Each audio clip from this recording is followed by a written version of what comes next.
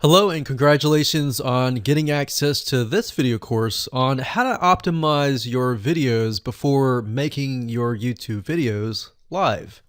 So this is video number 1, which is the introduction to YouTube search engine optimization.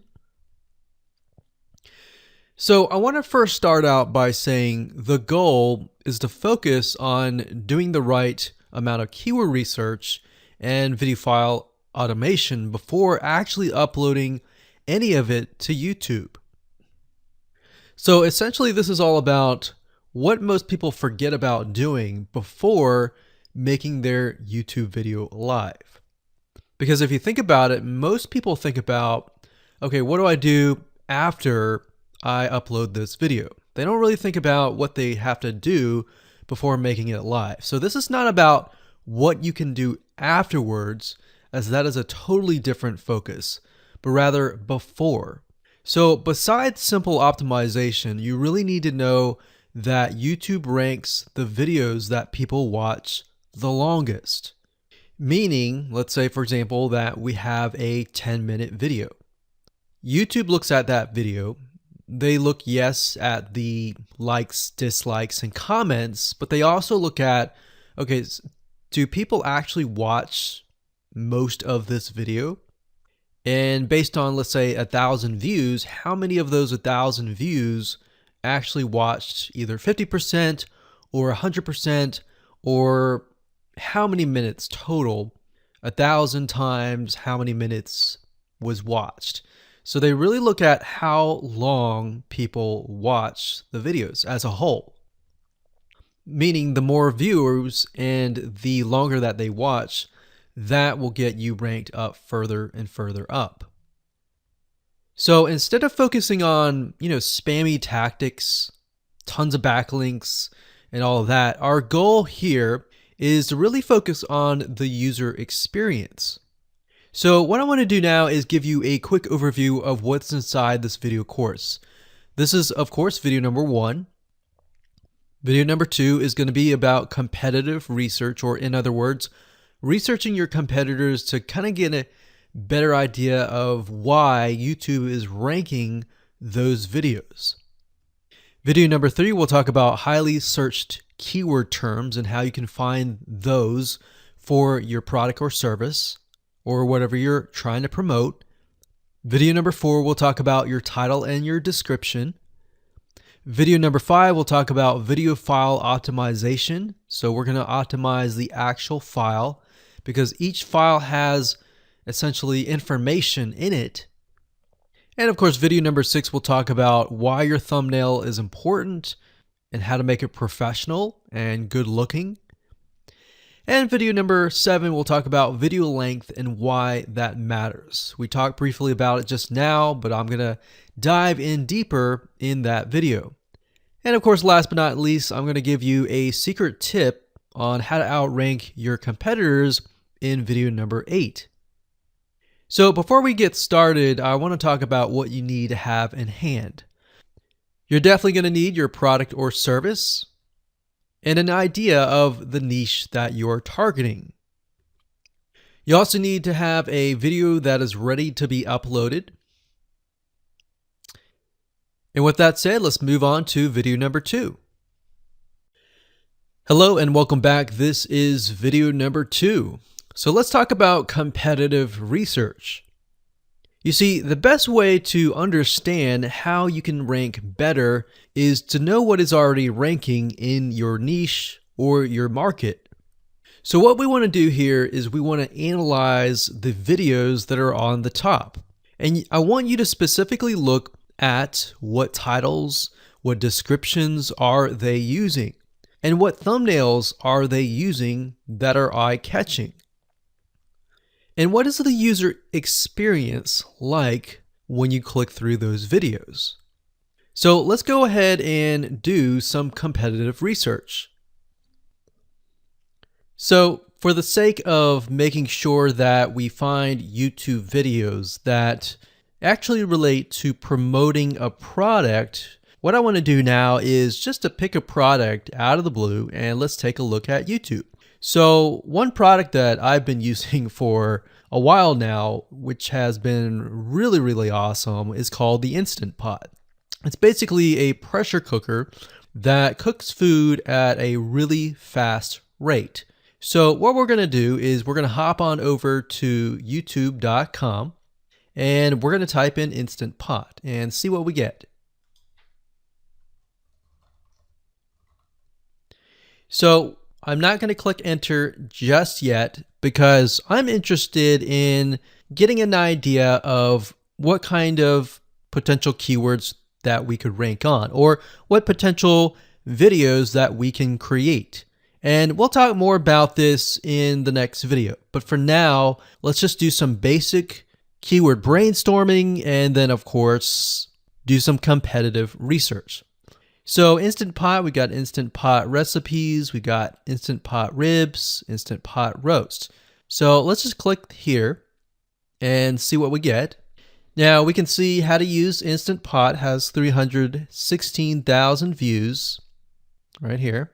Instant Pot chicken, top 6 easiest things to cook in your Instant Pot. Perfect for beginners. All right. So let's just take a look at the top 3. So let's go ahead and open those up. And let's analyze them. So the first one is this one here. And let's pause the video. We'll skip the ad. All right.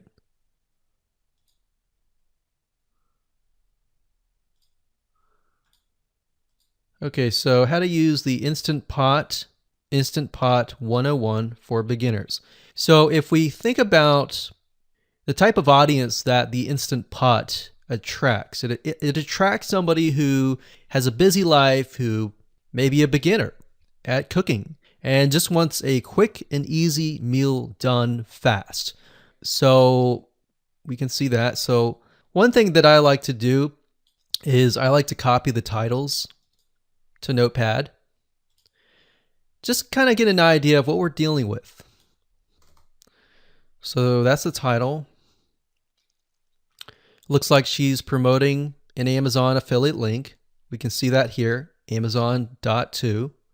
We've got Instant Pot hacks, Instant Pot yogurt, and all that. So what she's doing, it's very funny, but she may not realize she's doing this, but what she's using is a method called siloing.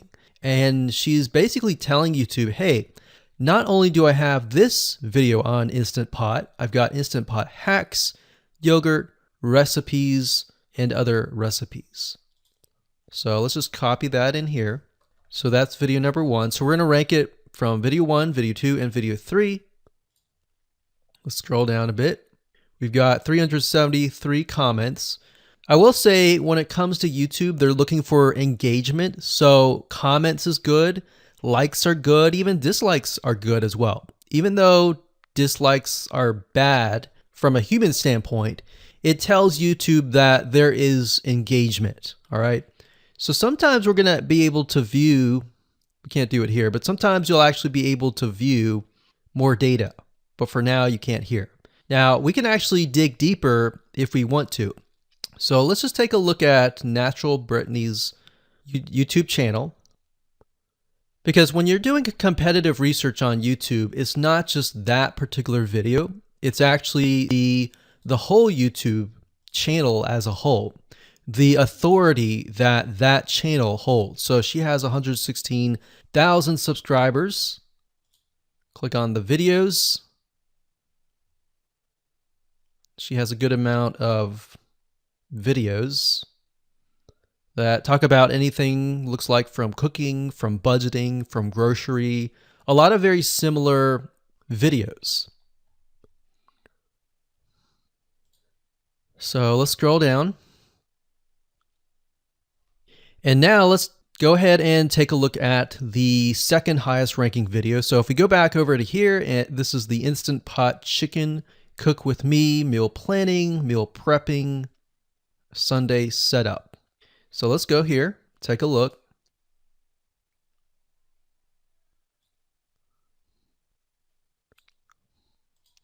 Okay, let's see here. So it's a 20-minute video, all right? And it has 658 likes, 5,000 views.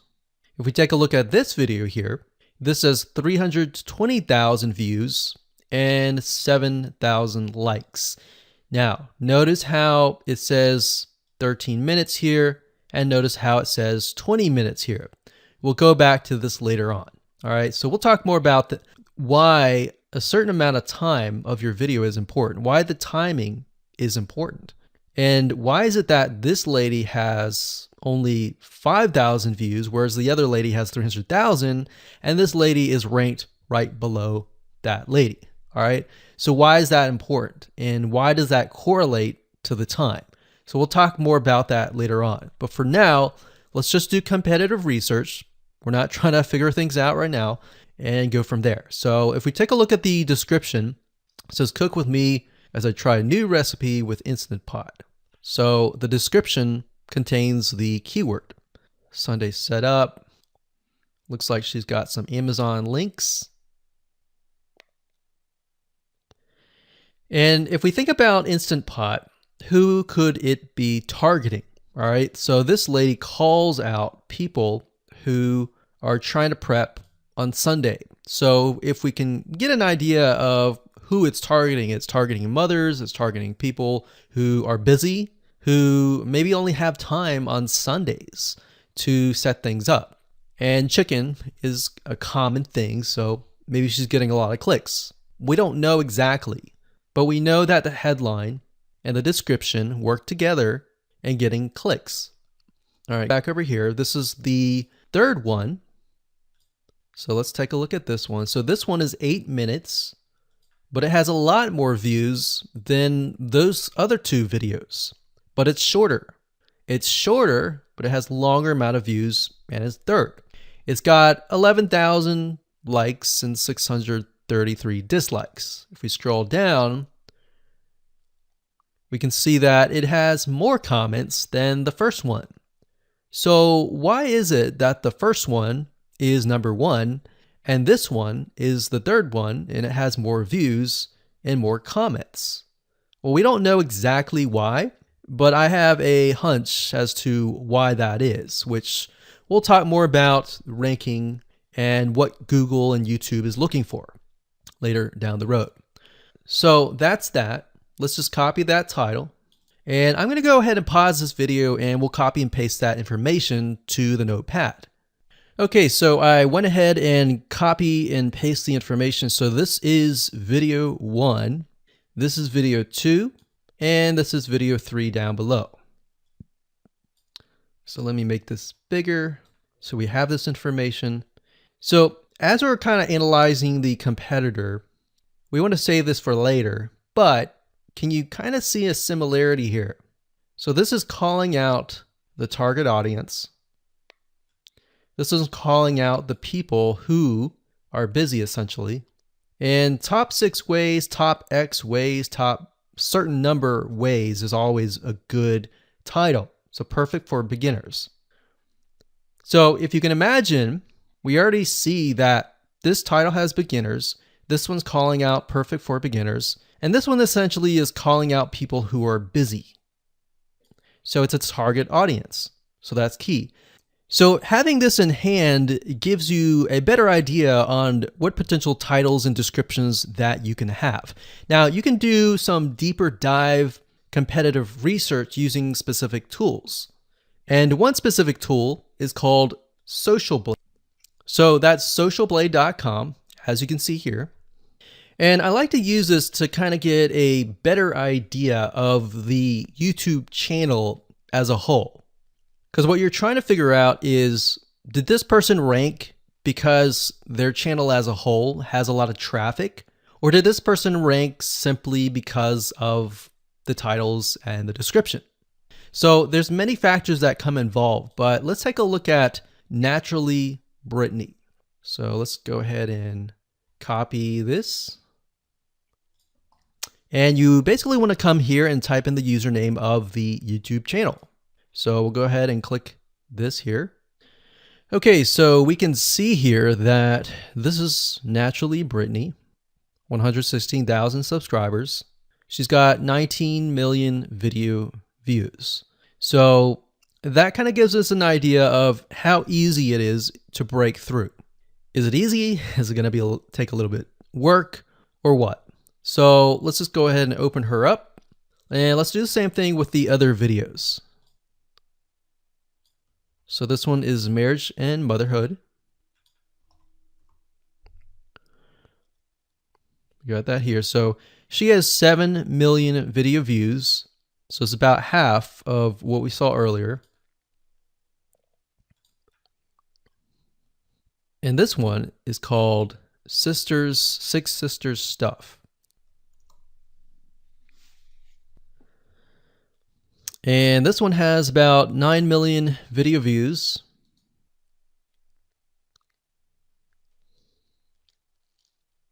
So right off the bat, we can see that if we were to rank on the keyword Instant Pot, it's going to take a lot to break through. But the way we can break through is by using essentially subcategories of that keyword. So Instant Pot recipes or Instant Pot chicken recipe, stuff like that. So we can see that each one of these has about 100 to 200,000 subscribers. So you're going to have to be competing against that. Now, obviously, if you have a good size YouTube channel, that will usually mean that you can break through fairly easily. But if you're just starting out, then breaking through on that keyword is going to be a little bit more difficult. So the next question is, what keywords should you use? And we'll discuss that in the next video. Hello and welcome to video number 3. Let's talk about highly searched keyword terms and how you can figure out what your main keyword is going to be, what your sub keywords are going to be. So one mistake that we see that many YouTubers make is simply making their own title and description. I mean, it's natural, right? But instead of deciding what you think will work, why not use what is already working and do some simple keyword research that's not going to take a lot of time, and this way you'll be able to have the right information that will help you rank on the right keywords. Now the big question is, well, how do I find these keywords? So the best way to find highly searched keyword terms is to look at the Google suggested keywords. And they are suggested for one reason, because they are used a lot. So let me show you how to find them and what they look like. Okay, so from analyzing the previous videos with the top 3 videos to kind of get an idea of what the titles were, what the descriptions were, if we look at the 3 and we refer back to this, the question is, what are the commonalities between the titles? Obviously the keyword Instant Pot, but we also notice that the top one and the third one, they all have the keyword beginners. So beginners in Instant Pot. Instant Pot for beginners, all right? So if we go back up here and we go to youtube.com and we type in Instant Pot, what do we get? So when you have a drop down like this is what we call the suggested keywords. And you'll see this in Amazon.com, you'll see this in Google.com and other major search engines. And what this is high demand and highly searched keyword terms. So in other words, if a lot of people are searching for these keywords, then they'll show up in the drop down menu. Right? So Instant Pot chicken happens to be a very highly searched term. And take a look at this. This one is related to Instant Pot chicken. So that means there's a lot of people searching for Instant Pot chicken. And that might be why this second video is ranked so high. Let's scroll down and take a look. So as we're scrolling down, I also want you to kind of keep an eye on the thumbnails, because the thumbnails are key. So we got top 6 easiest things to cook in your Instant Pot. And I'll say, as an Instant Pot user, I really didn't know what recipes were out there that would fit the Instant Pot. Because the Instant Pot, the way it cooks is it pressurizes the food, and you need a little bit of liquid inside it to pressurize. So what I was doing is I was looking for recipes that were specifically made for the Instant Pot. So a lot of these people that are coming here, they don't know. They're just looking for recipes. So the 30 Instant Pot recipes gives people an idea. Oh, okay, I've got 30 recipes that I can pick and choose from. So if you scroll down, it says Instant Pot Ultra. All right. So if we go back here, so Instant Pot Chicken is definitely a top one. Instant Pot Spaghetti, how to use an Instant Pot. Instant Pot Cheesecake, Yogurt, Pho, Beef Stew, Whole Chicken, Rice, and Instant Pot Pot Roast. So these are highly searched keywords. Now let's hop over to Google and see what we get. Do we get the same thing? Do we get something different? So if you go to Google and you type in the same thing, Instant Pot, we can see that we've got Instant Pot recipes, Instant Pot chicken. So notice that the chicken and the roast beef or the pot roast seem to appear both in Google and in YouTube. So whenever you see that, that's a good sign, because you got to understand people searching in YouTube are very different than people searching in Google. They don't show the exact same thing. But if they do, that gives you an idea that if you rank on that term, that you will be able to get traffic from Google and YouTube. Okay, so let's go back here. So Instant Pot Chicken. So let's just do a search and see what we get. So another place to find the Google suggested keyword terms is to scroll all the way down to the bottom. So there we go. So Instant Pot recipe. Now these are specifics, all right? These are searches related to Instant Pot. So people are looking to buy Instant Pot Amazon. So let's just type in Instant Pot Chicken and see what else we get. So if you notice, when we type Instant Pot Chicken, it gives you a more detailed view of the other keywords that are related. So for example, Instant Pot Chicken recipes, chicken and rice, chicken noodle soup, chicken thighs, chicken bog, chicken breast recipes, chicken wings, and chicken and dumplings. So let's go over here and see what we get. So Instant Pot Chicken recipe, wings, noodle, biryani, thighs. So a lot of these are actually appearing that are the same. Okay, so moving on here, we've got Instant Pot Chicken. Now let's take a look at what we have here. So what I would do is I would do the same thing, the competitive research. Now, if you notice here, the Six Sisters stuff, it's a different video, but it's a similar video. Now this video is different. This lady is the same. And that's another thing. So if you rank high on the main keyword, then you could potentially rank on the other smaller keywords as well. So that gives you an idea of what content to create and what keywords to target.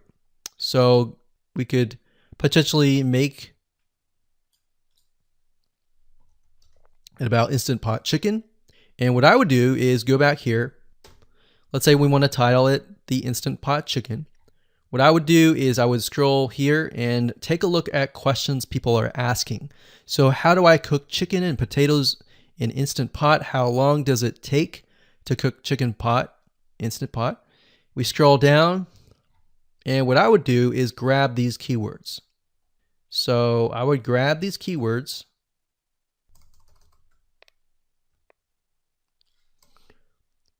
So what we want to do is we want to have a main keyword, and then we want to have sub keywords. So the main keyword here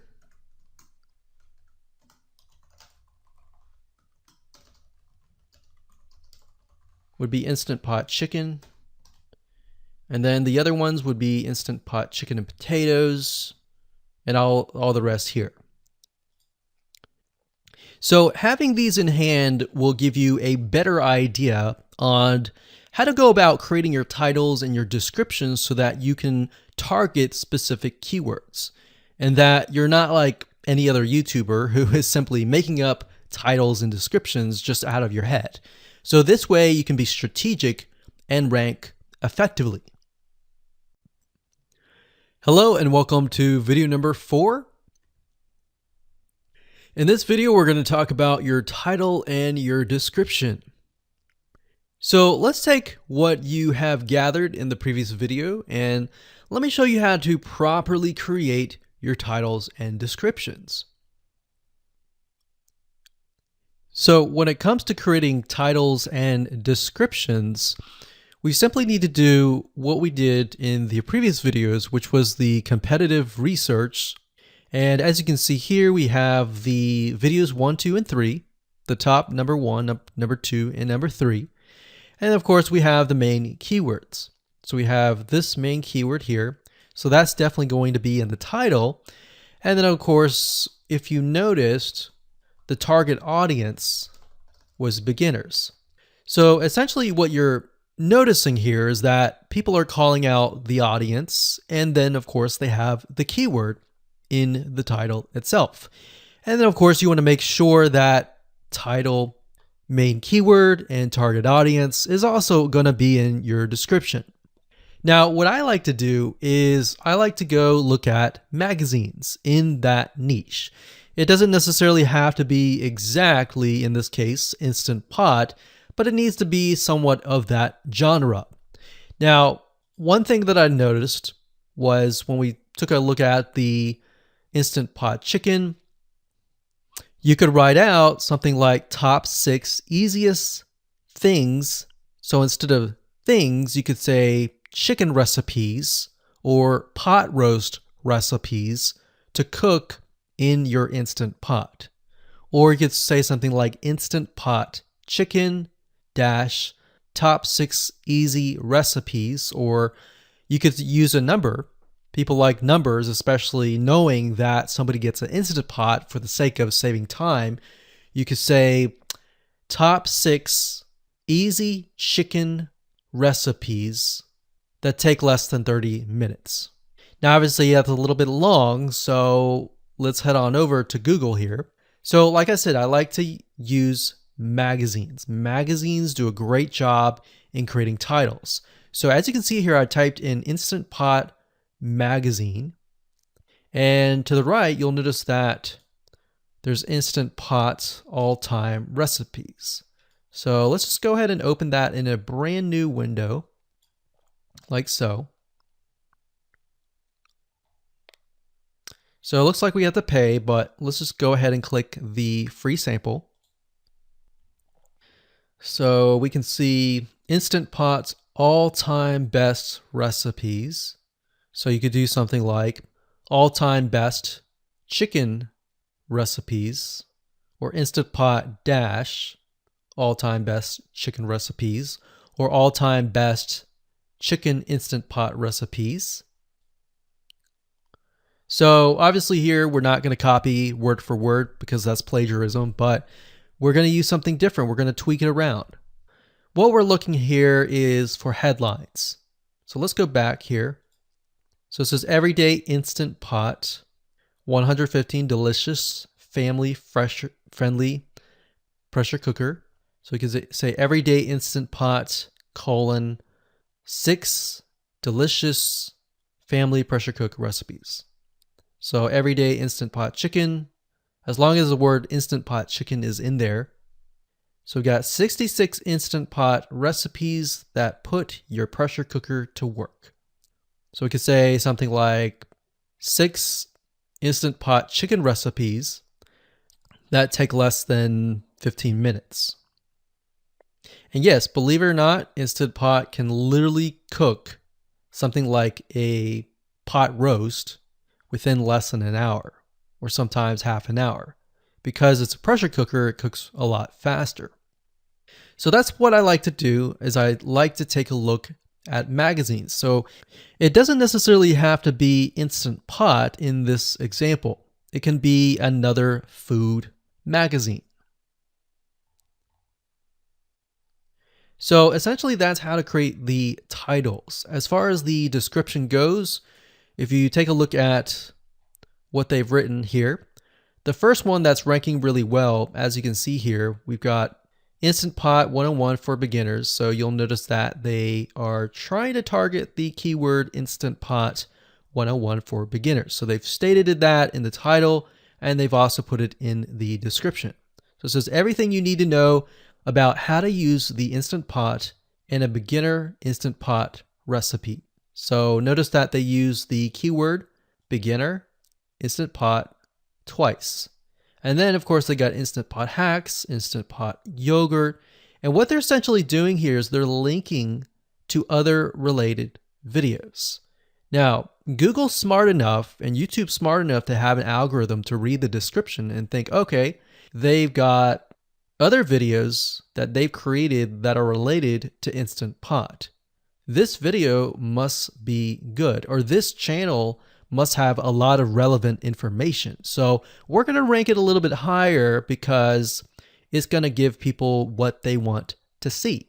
So now we look down here, it says Instant Pot Chicken. So this is the lady who is ranking really high on Instant Pot, but also Instant Pot Chicken. So it says cook with me as I try a new recipe with my Instant Pot. So we can see the keyword Instant Pot here. And as you can see, the description is really written for the user, but it contains the keywords that are necessary.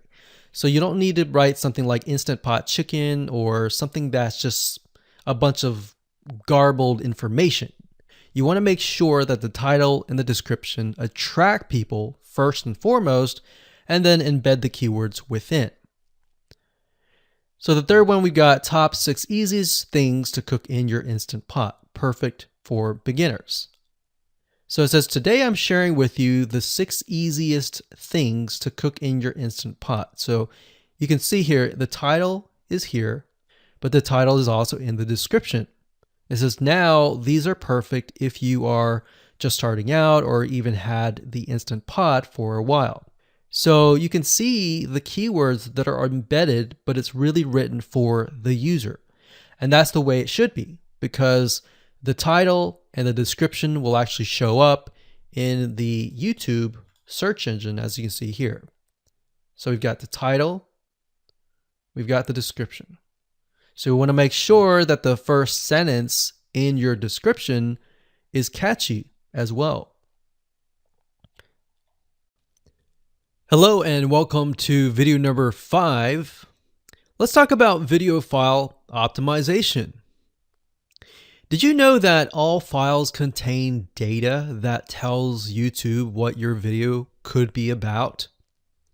Let me show you. Okay, so the way that YouTube gets an idea of what your video is about is by transcribing it. And for the most part, it can usually figure out what your video is all about if you have voice and speaking in it. Now, you can go one step further by adding what we call video file metadata. It's very similar to a website metadata. So for example, if you right click on any website and you click on View Page Source, up at the top, you're going to see a lot of what we call metadata. So right here, we can see the name, the title, the description, and all that information. So what that does is it tells Google essentially what your website is all about. So very, very similar in this case of what we're doing here. So what we're doing here is we are taking the video file that you have created and embedding it with more information. So besides the title and description, YouTube will be able to read the metadata inside of your video. So it'll make a little bit more sense when I show it to you. Now, it's really hard to find software out there that allows you to embed metadata except for a few. So one of them is called Video Converter by Wondershare, and that is videoconverter.wondershare.com. That's videoconverter.wondershare.com. So if you go here and you go ahead and download up at the top, you will be able to embed metadata. In fact, we're going to be using that for this particular video. Now, there are other software out there like the Adobe Bridge software, which allows you to embed the metadata into your video. Now, the reason why I'm using Wondershare is because I feel like it's a lot easier to use. So if you go ahead and download this, we're going to open this here. And what I did was I clicked Add Files, and I chose the file. Now, there's a lot of things that you can change about the video, but what we're particularly interested in is this I icon right here. So click this I icon, or letter I here, and you're going to see that it says name, language, episode name, actors, directors, screenwriter, tagline, and description, and comments. So what I recommend is you try to complete this as much as you can. So episode name, actors, so that would be whoever is in the video, the director, the screenwriter, which could be you, and then the tagline.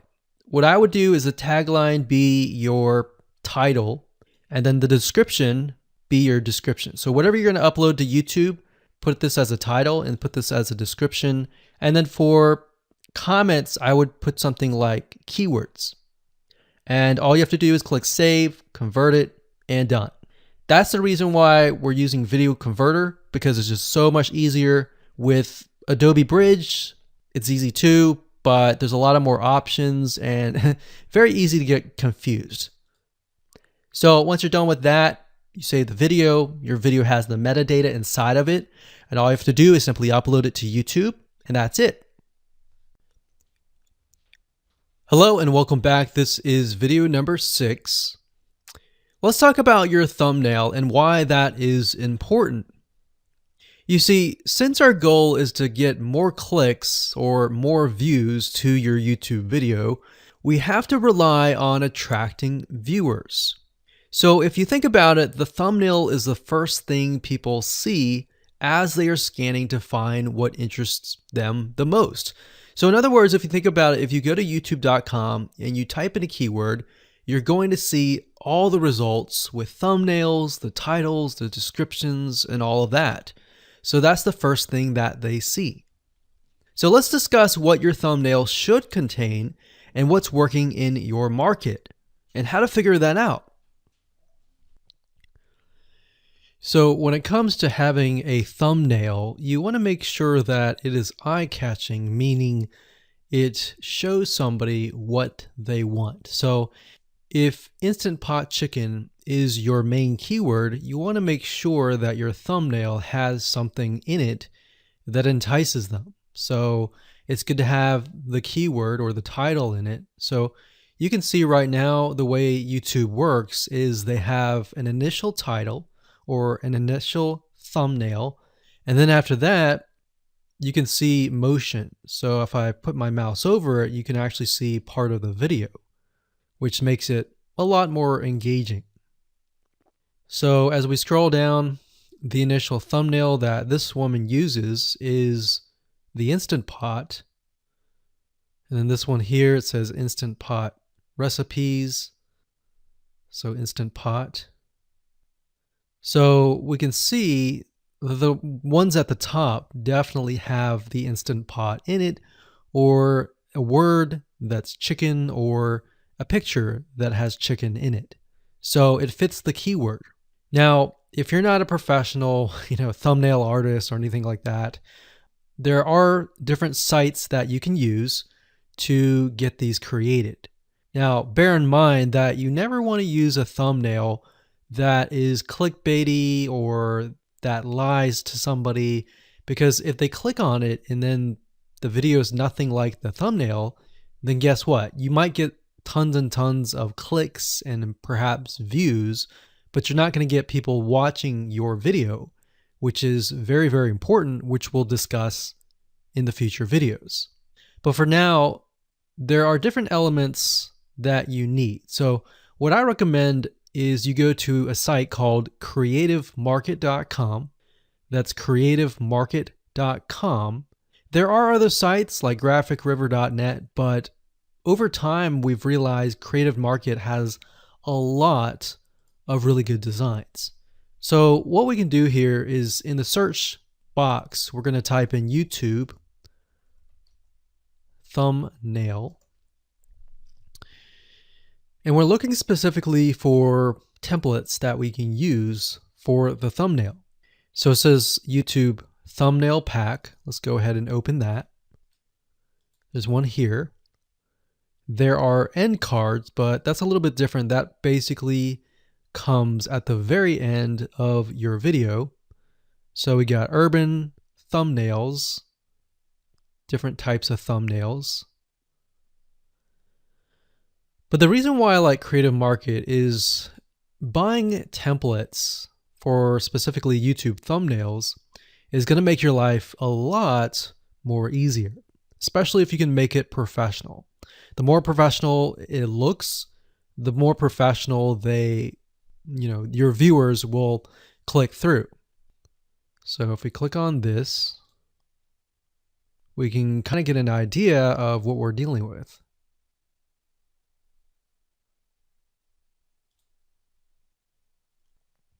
And here's more thumbnails here as well. Now, over time, we've realized with YouTube thumbnails, more and more designs are becoming minimalistic, meaning it's not too fancy, but it's got just enough information to tell the person what it is all about. So it could have text, it could have pictures, but you really need to know what your YouTube video is about before you can create your thumbnail. In fact, I recommend that you create your YouTube video first and then you create your thumbnail so that you can make sure that you attract the right person.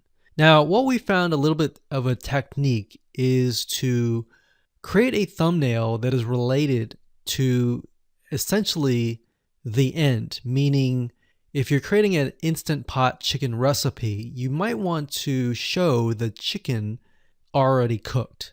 So essentially what people get if they click through. So that way people think, oh, okay, this looks really nice. I'm going to click through. And they're more likely to actually watch all the way through to the end. And that's what we want. We want people not to just click through, but to watch all the way till the end.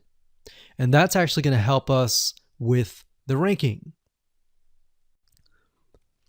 Hello and welcome to video number 7. Let's talk about video length in more depth. So the big question is, how long should your video be? While yes, most folks have said that your video should be short due to attention span, and that's something that we've talked about in the past, and that definitely worked in the past, and that still is true that people's attention span are short. But today, in terms of YouTube, your video length should be longer, and here's why. Did you know that YouTube ranks your video based on how many minutes your viewer watches?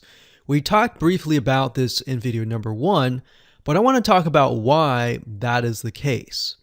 Statistically speaking, most people that we have found, based on statistics that we have seen in YouTube, most people watch about 50% of a video. Even the people that are interested in a video, they watch 50% of a video. So if that, in this case, is a 5-minute video, an average viewer is only going to watch about 2.5 minutes. Now, here's why that is important. If you're competing against someone who has a 30-minute video and their viewers watch 15 minutes, which is about 50%, well, guess what? Even if they can have less viewers than you, they're going to beat you because they have a longer video. So if you got the 2.5, they've got the 15 minutes, they can send less people and still beat you. And YouTube will favor them in the end.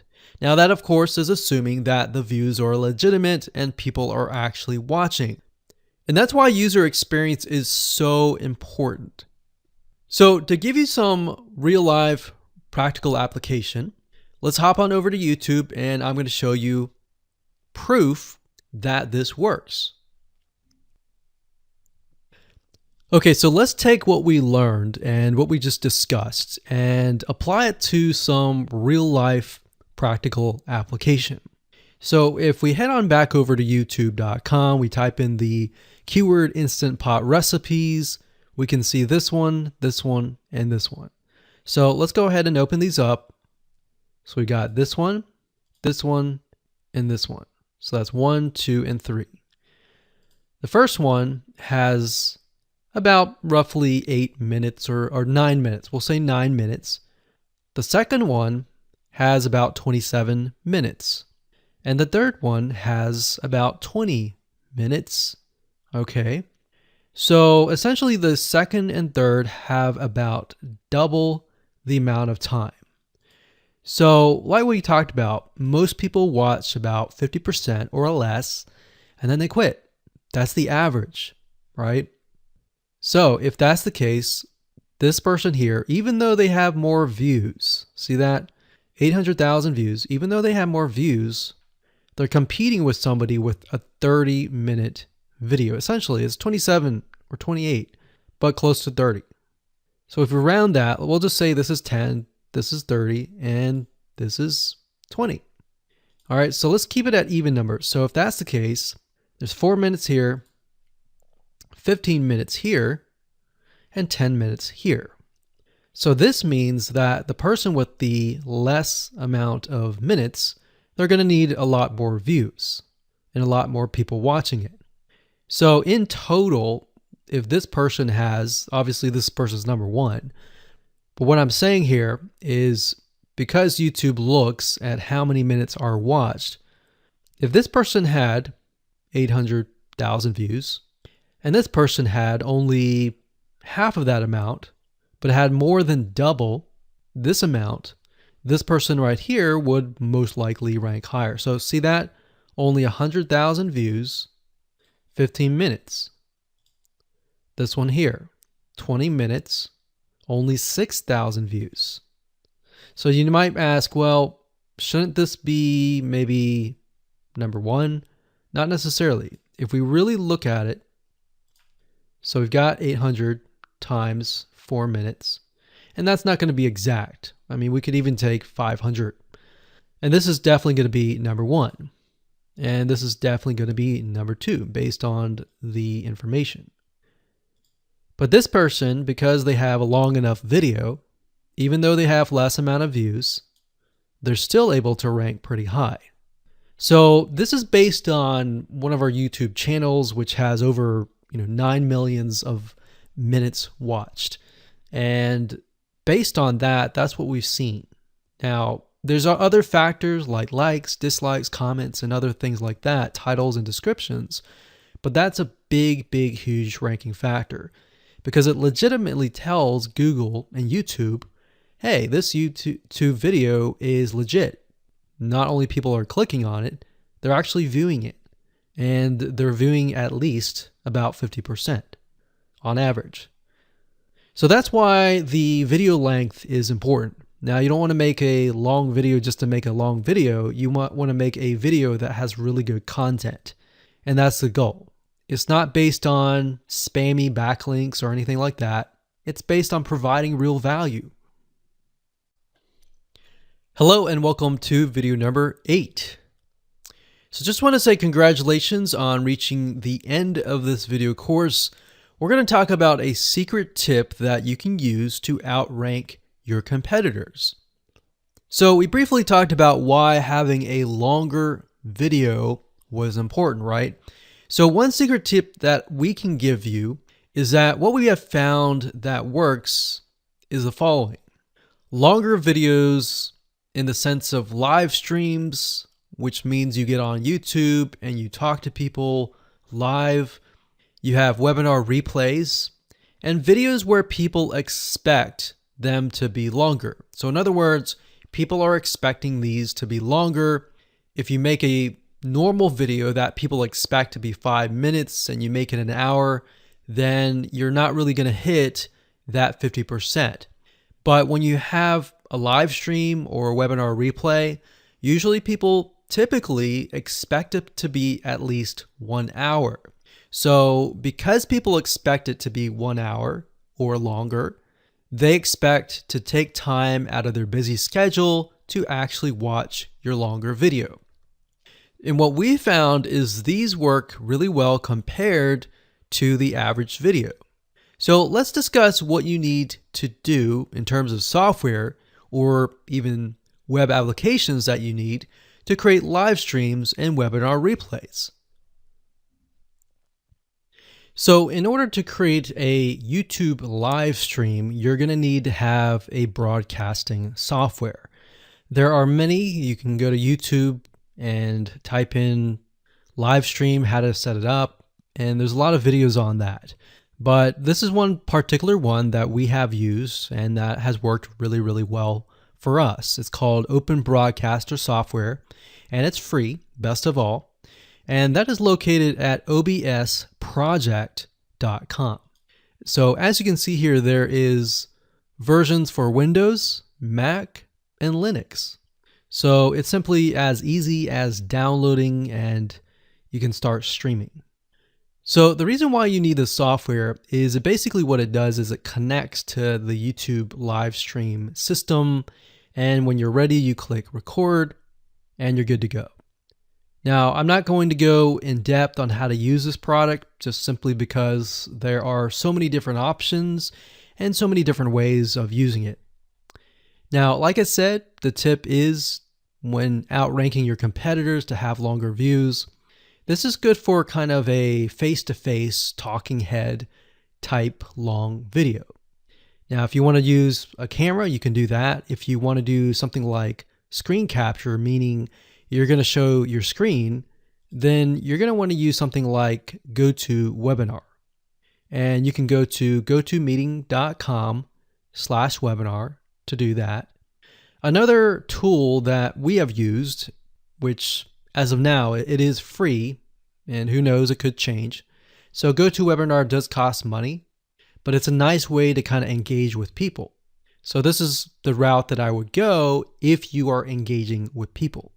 If you're not engaging with people and you're simply doing screen capture, there is a tool called Use Loom. Let me show it to you. So useloom.com. Loom is essentially a Chrome plugin, and what it does is it allows you to record your screen. It's super easy to use. In fact, it's super, super fast. It's so fast that you can literally start recording, and within seconds when you're done, you'll have the video in hand.